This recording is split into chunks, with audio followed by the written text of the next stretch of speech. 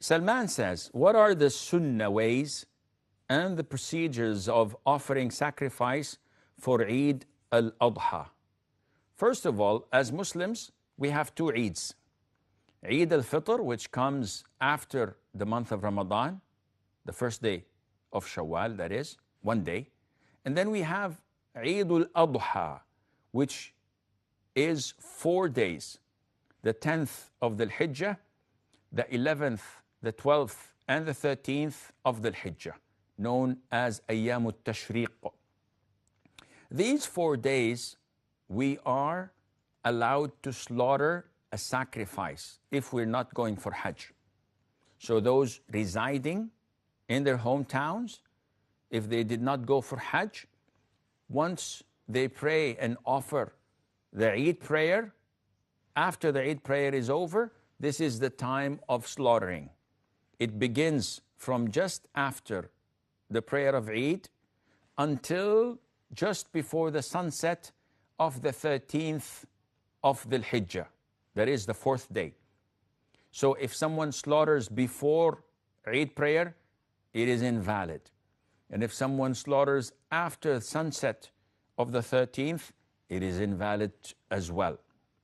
It's not considered to be Udhiya. It's considered to be just a normal meat that he slaughtered. It's not a sacrifice. So what are the Sunnah ways? The Sunnah ways is, first of all, to select something that is representable. Now you are offering a sacrifice to Allah Azza wa Jal. You don't choose the cheapest. And it surely can't be done with something that is considered to be defected. So one-eyed sacrifice, limping sacrifice, totally sick or totally thin out of hunger is not accepted. There is an age limit.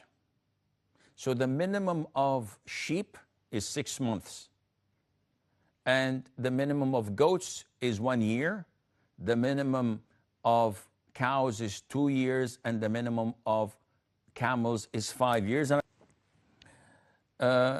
So coming back to Salman's question, this is the time of slaughtering. And this is the age of the sacrifice.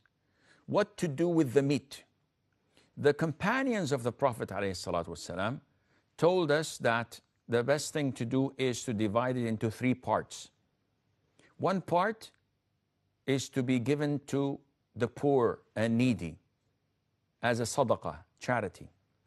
The second part is to be given to relatives and neighbors as a gift.